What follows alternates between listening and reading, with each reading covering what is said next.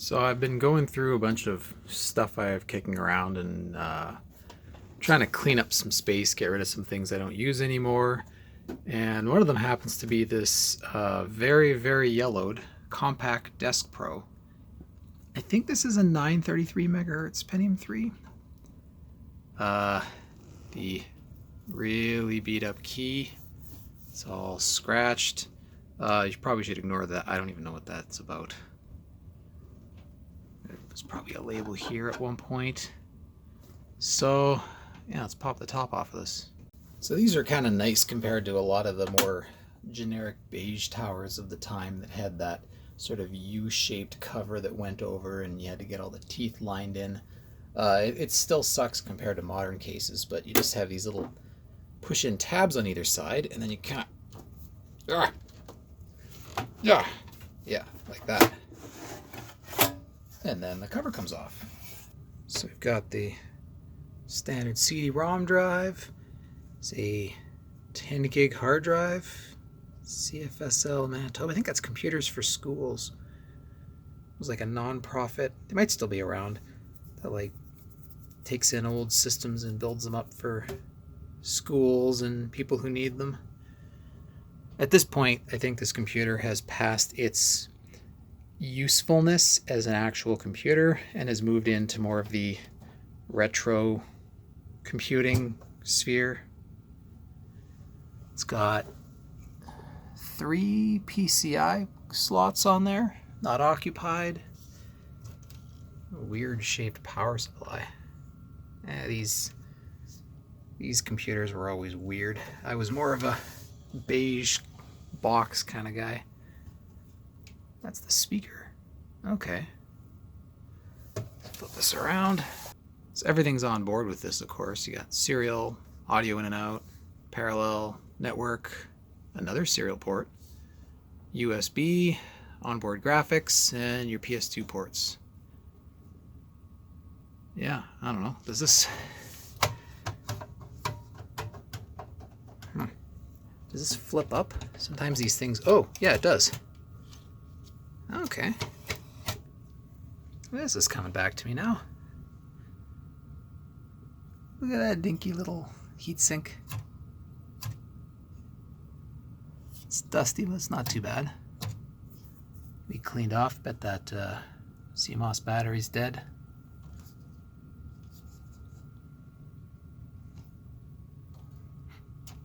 Oh, this has been sitting under a friend's basement stairs. And you know when stuff smells like someone else's house?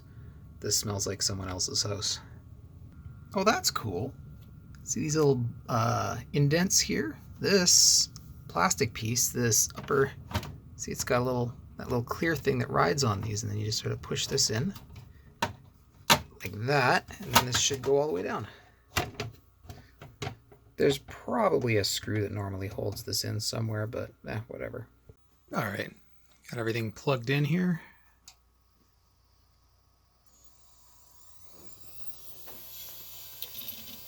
Oh, the lovely bearing sounds of an old hard drive. Oh, is there a CD in here? Yeah. This is not a great computer monitor, because it stretches everything into widescreen. You can change it back, but then it just resets every time you turn it on. Ooh, system not optimally set. Yeah, that CMOS battery's totally dead. What CD was in here again? Yeah, that's totally legit. So does that mean this has XP on it? Okay, your system is not optimally set, blah, blah, blah. Do I just press anything to continue? Default values loaded. F1. Oh, F1 did something. Yeah, see, this always does this stupid on-screen thing too, which is really annoying. But it's here, so... F1 to boot. This is new enough, it should auto-detect everything. I don't think I need to set anything in there besides the time. Alright, does this actually have Windows XP? Oh god, it does. Oh yeah, and look at this TV. As soon as you get to anything below 640 by 480, this TV just kind of wigs out a little bit. It's unhappy with things.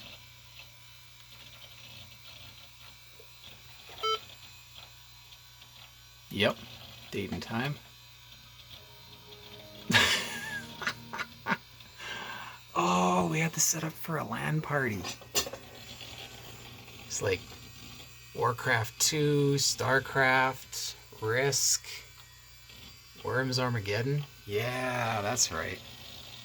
Well, this is going to be painful to use with Windows XP loaded on it. And 866. Let's see if I can get phone to look at that. 866 megahertz, 512 meg of RAM. That should make a pretty decent Windows 98 machine, I think. I think that's what I'm going to load on here. Or should I do something stupid like load Millennium? No. Let's do 98 second edition. So we'll use this totally legit copy of Windows 98. And I'm just going to boot off the floppy because that way I can repartition, format, whatever. Now, ain't nobody got time to shut down properly. Just hold this power button. Oh yeah. Computers love it when you do that. I think I saw, oh, that's network service boot. So will it give me a boot option here? Let's go into setup. See what that looks like. Okay, English. Oh, that's neat. Kind of looks like the old DOS programs like Quick Basic and stuff. Boot order, here we go. So I want, yeah, that's actually perfect. Floppy is second. Ignore changes and exit.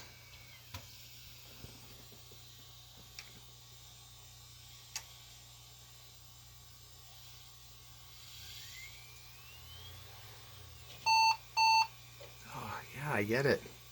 You're unhappy. We're all unhappy.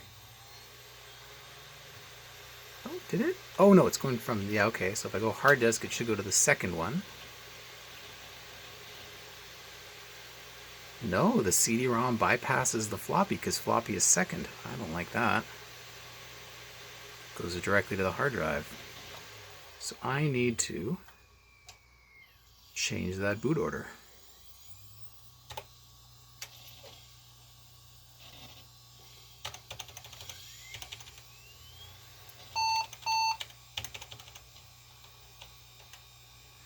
So, side complaint. This keyboard I used for years, and this was actually a really good keyboard. Microsoft peripherals were pretty solid, except for this. This is the worst decision they could have made, because every time you use it, every reboot, you have to turn function lock on. For some reason they went, we're getting rid of the function keys, you can have a quick reply, or close, or new. This ruined a perfectly good keyboard. It's a rubber dome, it's spongy, but it's still pretty pleasant to type on. I used this for probably like a decade or something. And it's still a perfectly good PS2 test keyboard. Except for this. It's the big design flaw right there. Oh, look what I did. I did something. System information. So let's go and change the boot order. And enable, disable. Oh, what? Can I not move things up or down? Page up, down, plus, minus. I can just enable or disable. Oh, that's stupid. You can't change the order. You can just disable or... Okay, so I gotta pull the CD-ROM out then. Or pull the CD out. So that it'll boot properly.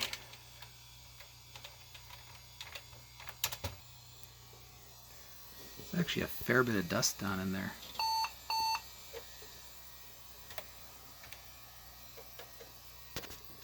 There we go. So, I mean, it can boot off the CD, but if I want to repartition or format, usually the format utility and stuff like that isn't loaded on this. So if you say boot up and just boot to DOS on this, it really doesn't have any tools. Whereas the Win98 boot disk has a ton of stuff. So I can start it with CD-ROM support.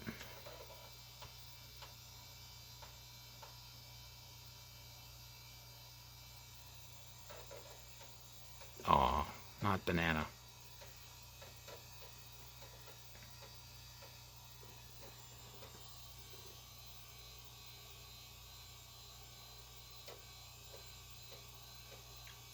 See, I would use a nice monitor, but the problem with having a small workbench is even with this tiny Compaq, there's no room for a good monitor, so we got to use the does everything but nothing very well.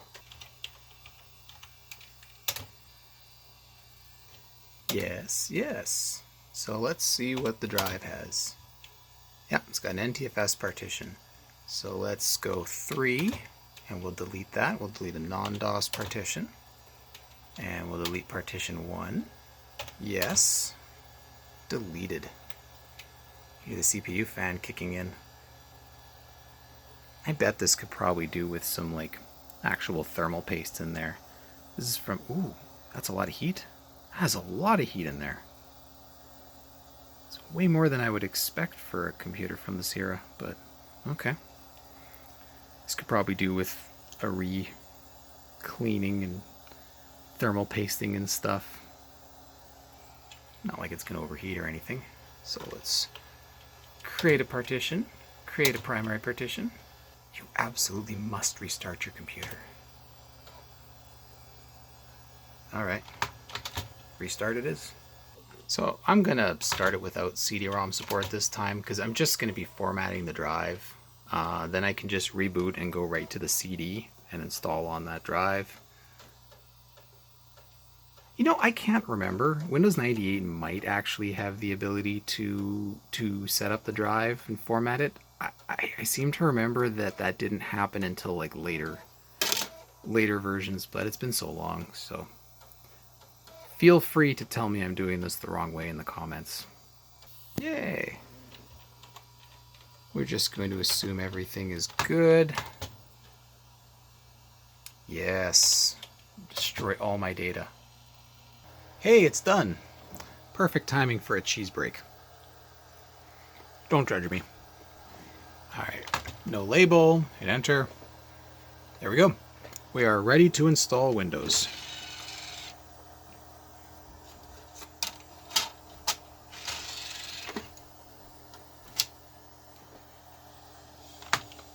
How many reboots am I going to have to deal with that annoying beeping before I finally go and change the CMOS battery?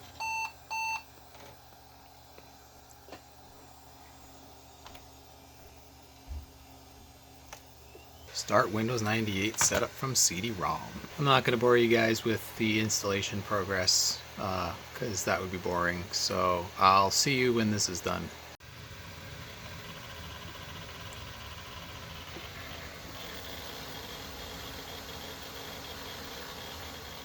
Oh boy, this thing is just belching heat. That fan has ramped up to full speed and we are sitting there. So, yeah, I'm going to investigate why that's so bad. So, something I'm expecting with this is that the sound's going to kind of suck for old DOS games. Possibly the video too. I don't know what the video chipset is. It has a heatsink. It actually gives off a fair bit of heat. Looking at the specs, 866 megahertz, 20E. Is that 20 gig or is it an 8 gig that it came with? 128 meg of RAM most likely. No, this is 866 megahertz. That would have been 20 gig era. So it's a 20 gig hard drive, probably 8 meg of video RAM. It's not bad depending on what GPU it's got. Just realized I've been ripped off. Taken out the 20 and replaced it with a 10. Alright. Let's see what drivers I need to download. So yeah, been upgraded to 512 meg. Way more than this needs. No Ethernet driver, no audio driver. We've got a no video driver. That always bitches at me. You can just disable that. Alright, time to do some Googling. Now to put drivers on here, first thing I usually do is make this thing read my USB flash drives, because that's the easiest way to get drivers onto an old computer. I don't remember where I downloaded this from. Burned it back in 2016, but I'm sure if you Google that, something will show up. Native USB disk. Yes. And because it's Windows 98, a restart is in order. But now, I'll be able to just use my little old 4 gig USB stick for loading drivers on here.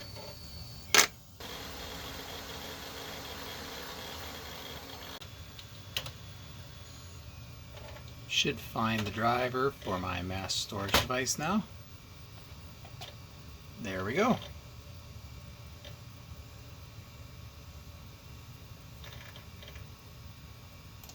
It's crunching along there, so I should have removable disk. Awesome. Now on here somewhere, I think I put WinZip on here. There we go. Yeah, let's get some WinZip.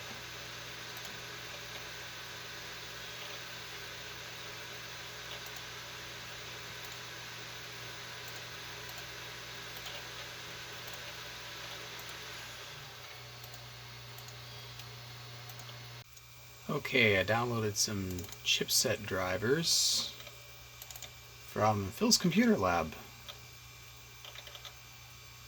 So let's see if these are the right ones. I read somewhere online that this has the 815E Intel chipset, which may also cover the onboard graphics. Oh look, a restart. Yeah, just do everything.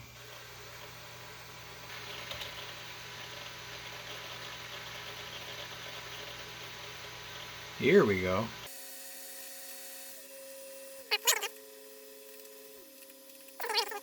Didn't even finish booting up after all that, and it wanted to reboot. It's finding even more stuff. Not again! Yes, fine.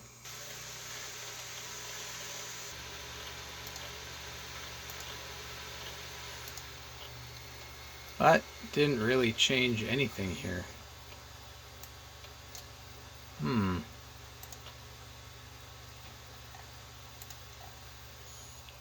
Interesting.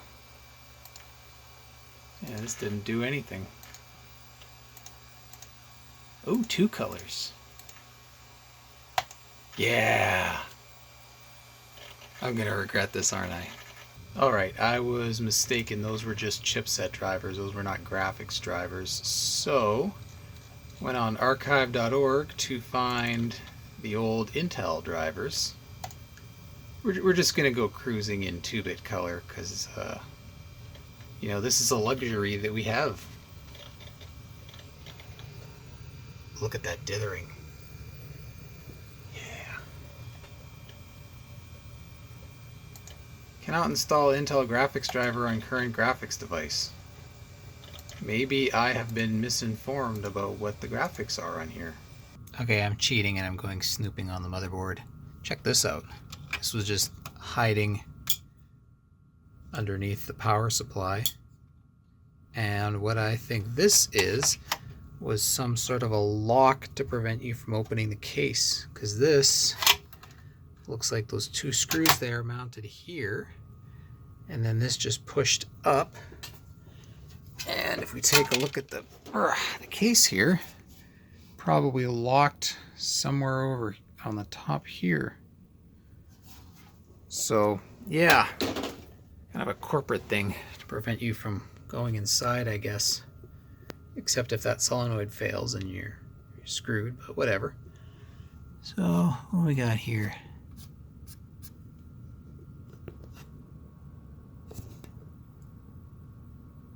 SST? I don't know what that is. SMC network. Okay, that's good. That chip is real hard to read. Let's get in here and see. 1885. Sounds like it might be sound related. This is all just RAM.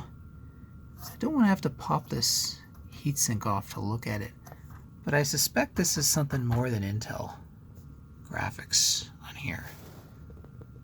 And the problem with these machines is they came in so many different configurations that, you know, you look online and someone says, oh, it has this in it, but, you know, it's like laptops, right? Depending on which exact configuration, you could have 3 or 4 different supplier for each subsystem. There's the Intel chipset.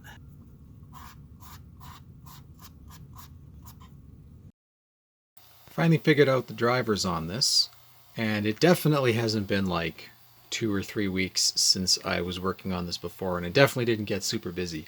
As you can see, everything's the same, nothing has changed. Let's take a look at the hardware on here. Turns out that, I want to go here, this is a NVIDIA, the Riva TNT2 Pro is what's on here. 8 meg card, so that's a fairly decent card. Intel Pro 100 for the network, and this has got one of those SoundMax analog devices. I think it was an 1885 chip in there. So we'll see how well this does for older DOS games, but I doubt it'll have much besides really, really basic software or Sound Blaster emulation.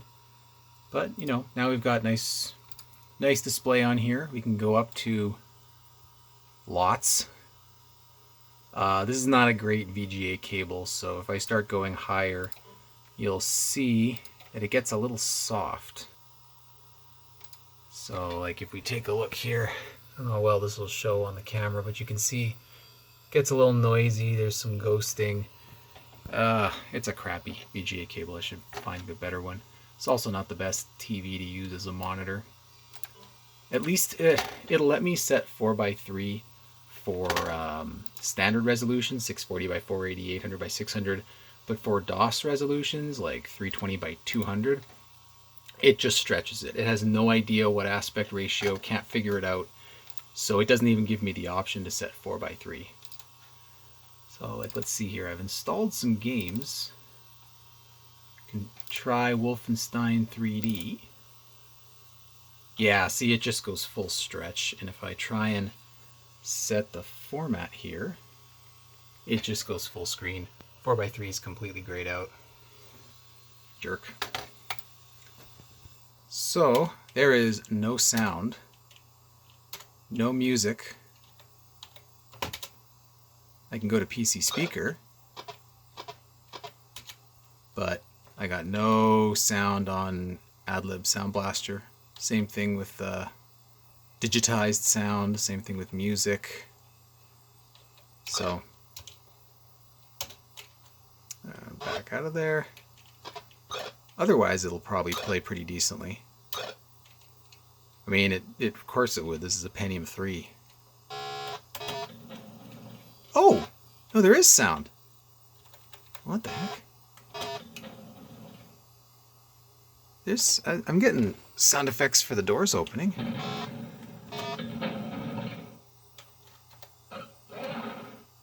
So, hold on. So sound effects and digitized sound. It's interesting. What if I set that?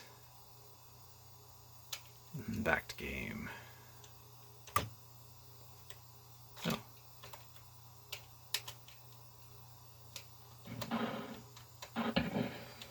Oh. I'm playing this one-handed. Oh, I want the ammo sound. Oh, there's no ammo sound. What? Okay. Oh, yeah. So, plays okay. Oh, I should zoom the screen in. If you hit F1, it tells you where your controls are. So F5 is to resize. So you go F5, and then you can adjust with the arrows.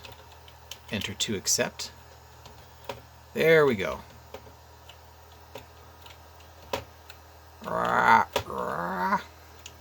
I'm not left-handed. Take that door. What else we got? I've installed Chex Quest. Yeah, I haven't installed much on here. Menu. Who remembers Chex Quest? It's the first time you need to set up your sound card. Okay, let's do keyboard and mouse, and then I'll just figure out how to hold the camera with my third hand. So I'll try Sound Blaster.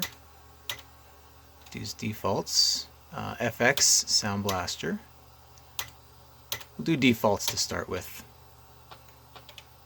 Save. Play in the full.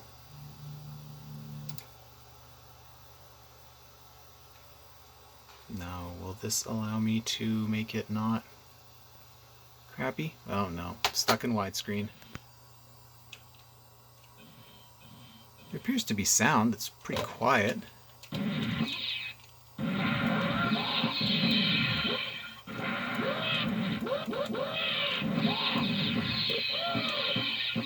I don't care that this game was basically just an advertisement for a cereal. I liked it. So let's see, shoot like that? What does the mouse do? Oh, it's like a super rudimentary aiming. So what can I do? I think I used to play this with a keyboard. I don't think I used the mouse. This feels really janky with the mouse. Because if I'm using the mouse, keyboard should be sidestepping.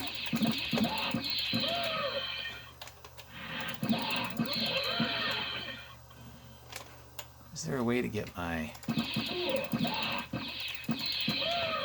You know what? I think I have my screen size too big. Yeah, there we go. Where are you at?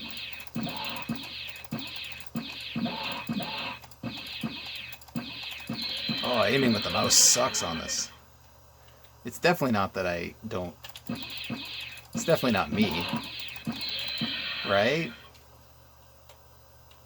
Okay, enough of this.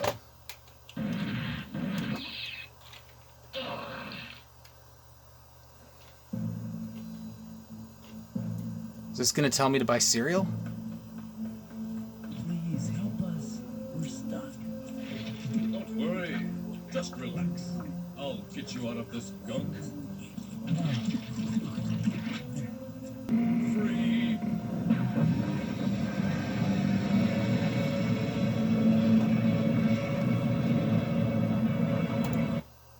But I didn't win. Why is it playing me that? Alright. Obviously, Best of Windows Entertainment Pack is gonna work. Nice. Chips Challenge. I used to have all the levels written down on something when I was super young. You can play it with the mouse, which sucks, or you can play it with the keyboard. Let's try some, like, proper DOS games. Before I do that, though, I'm gonna deal with this thermal paste issue on this CPU cooler. It's probably fine, but it doesn't seem to be displacing as much heat as it should. And it could just be because I have the case open, so this exhaust fan is not sucking air across it like it should. But given that this thing is like 20 years old, it probably would be a good idea to get this cleaned. And then I've got some cheapo, probably expired thermal paste. You know, little bits left of this. I'll pop some on there and we'll see what a difference that makes. Well, that's interesting. This head, you see it's a nice polished pad there for getting in touch with the heats or with the CPU. It had this on there, which is one of those little thermal pads. It's got a compound that fills in any gaps here, and the other side is like a foil that basically shapes to the contours of the CPU die. The idea being that this used instead of compound, but this had compound on it. So you had compound, this thing, more compound, CPU. That doesn't seem very efficient. I'm going to try just applying a little bit of compound directly to this and have this sit directly on the CPU, because that's how I've done this era of CPU cooling before in the past.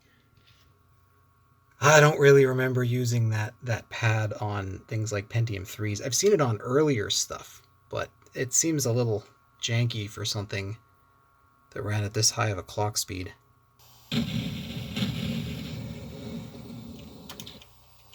So, wasn't able to get sound working, but this seems to try to do Sound Blaster emulation.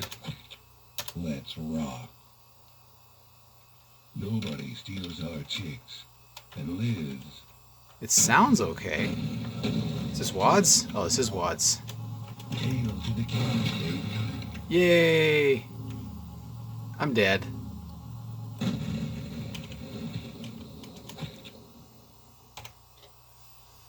So, yeah, I don't know. If you're playing like true DOS games, I would say this probably isn't the best system for that.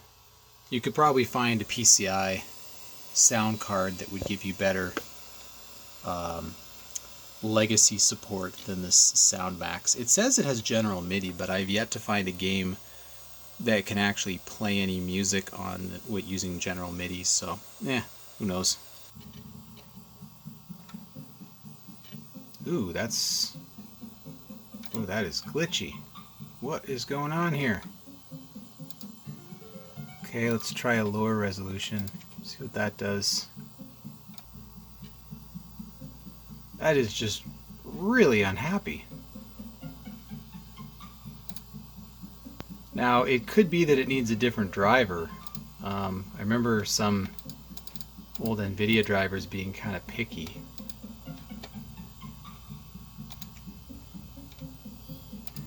Yeah, I'll have to come back to this one. Oh god, no, this is horrible. Yeah, that's all you get.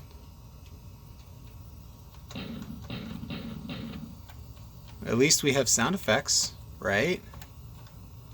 Have some look on the bright side for some things. Also, sorry, I'm just like filming the monitor. I don't have any capture thing. I don't do this normally. Got out a bunch of old CDs going for the authentic experience. We got pirated game CDs. We got demo CDs. Of course, we got the real CDs, but this game didn't work. Look, you can even see all my passwords or cheat codes that I wrote down inside. I am weak. Something fun about doing this the way you used to. Yeah, I can copy games onto my USB stick and install them that way, and there's like everything online now. Community's huge, but there's also something very fun about installing it the way I did originally. And yes, I actually do have the CD for Chex Quest, and I took the little cardboard sleeve it came in and put it in a jewel case because I was that picky. It has to go in a jewel case to sit on my shelf. And this is where I played all my old DOS games. Ah! Oh, this has got like people's ICQ numbers written on the inside from back in the day. I'm not going to show that. But this is one of those Shareware discs that I think I was given for like a gift, a birthday gift or something, and they're just cheap Shareware games, but I played the crap out of this. It had the Hugo Whodunit games, it had some like 3D shooters, it was all Shareware. It was all the same as when you went to like the dollar store and they had the little floppy disks for like $2. These little Shareware discs. So this came with Commander Keen, Goodbye Galaxy, and Bananoid. Major Striker, Kilo Blaster. I mean, some of these were really bad, and some of these were fun. Virus Scan Cleanup. Oh, my favorite game. iEdit. This is my pile of the ones I don't care about. Where's the pile of the ones that are good? Crayon Box. Okay, here's some more. Catacomb Abyss. Cuber. Ladderman. Oh my god. Commander Keen Episode 4. Yes, yes. Keen Dreams. And FBI Fred. And Jill of the Jungle. Drag City. Let's try installing one of these. Just to see how well that process works. So I'll close out of Roller Coaster Tycoon for now. See how well that works from Windows. If I remember right, it works fine. Windows 98 was really good at dealing with DOS stuff. So I think it said to type Go. So we'll go to the Go batch file. Blah, blah, blah, blah, blah. Hit enter. What does it say? Escape from main menu. That's intuitive. Jill the Jungle. Installed a C Jill. Yes.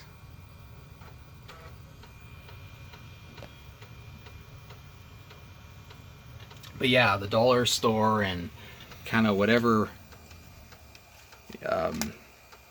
Woolco or Kmart or whatever, these used to have the little spindle things with all the discs for sale.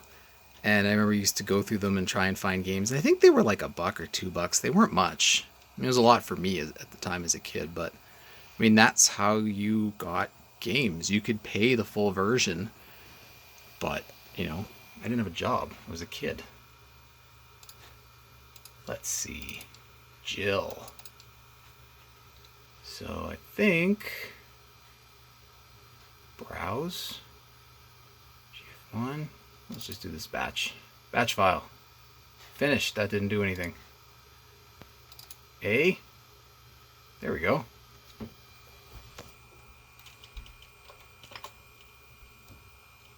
It's all gonna be PC speaker. Oh. Okay, digital sound blaster, sound effects on, music on, no joystick. Enter if this is correct. May not run well. Oh, well, clearly it won't. What? It really didn't like that, so we're gonna go into DOS mode and launch it from here. So it was. Oh. What was it called? JJ File 1, I think. Enter.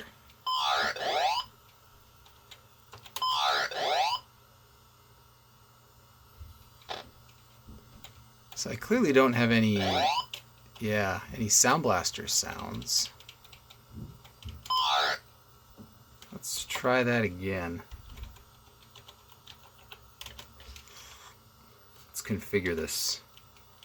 No Sound Blaster compatible music card has been detected. Ooh, let's go VGA, yeah. Okay, so sound, clearly all we're getting is PC speaker. This is kind of par for the course for these newer, when I say newer, like newer 1990s, late 90s, Windows 98 machines. Oh, it tells me. Shift is jump, Alt is nothing right now. Cool. Oh, that's that PC speaker. It sounds so bad. As a positive, redoing the heatsink compound, I haven't heard the fans go crazy yet. They kept ramping up to full speed, which means that something on here was... there's probably some temperature probes on the motherboard, or did Pentium 3s even have temperature probe on die? I'm just booting back into Windows. I don't remember, but either way, there is heat. I can feel heat, which is good because it should be transferring, but the fan isn't going crazy. which is telling me that it's transferring to the heatsink a lot better. It's not all concentrated on the CPU itself. Yeah, it's warm, but I can feel air moving, so that's good. All right, I don't really know what else to try on here. I can keep going through and trying all sorts of... Ooh, you know what? One last thing. Let's try one of these PC Gamer discs from 2001. Because it's very feasible that people would have had, you know, these older machines. When did this computer even come out? According to Intel's website, this exact CPU was launched Q1 of 2000.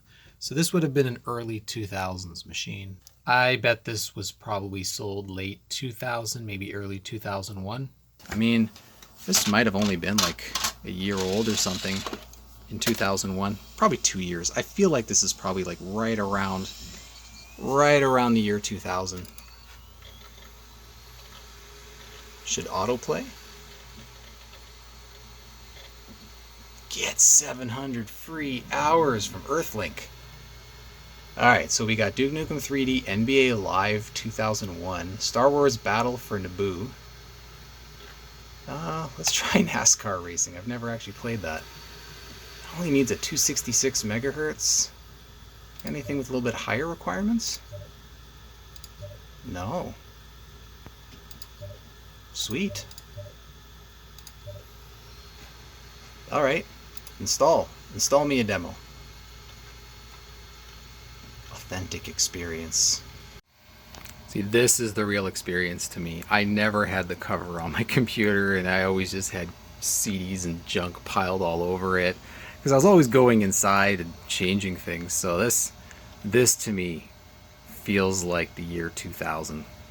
It's perfect. DirectX 8. Dang it, I just want to play the game. I don't want to have to create things. Just let me play. Think I crashed it. Well, that was fun. It's crashed. Authentic experience. Oh well, let's try some of this CD I was talking about, the Shareware CD. Let's see if it works in Windows 98. So a lot of these games you could actually just like play off the CD, which is kind of fun. And in fact, I had a 386 in, I want to say like 97 or 98 in my bedroom. And it had this old 80 meg Seagate, no, 30 meg. It was a 30 or 80 meg Seagate hard drive that didn't support having a slave drive on the IDE. But I had an 8X CD-ROM. And the way I would play CD games is I would literally have to disconnect the hard drive, connect the CD-ROM, then start off out of boot disk if I wanted to play something like Monkey Island or games off of this. And that kind of goes back to the whole having the case off my computer all the time. So let's see Keen Dreams. Oh no, it really doesn't want to be in Windows 98. Let's try booting into DOS. So we'll go D. I think you just typed HR. Oh, what? What? Do I not? Oh, I don't have a CD-ROM driver in DOS. I gotta load that. Oh, forget about it. Well, I'm too lazy to load up a CD-ROM driver in the DOS mode, so I'm just gonna do this and see if Goodbye Galaxy will load. Configure, sound. Yeah, so that's not working. Music. So it is set there. Let's see.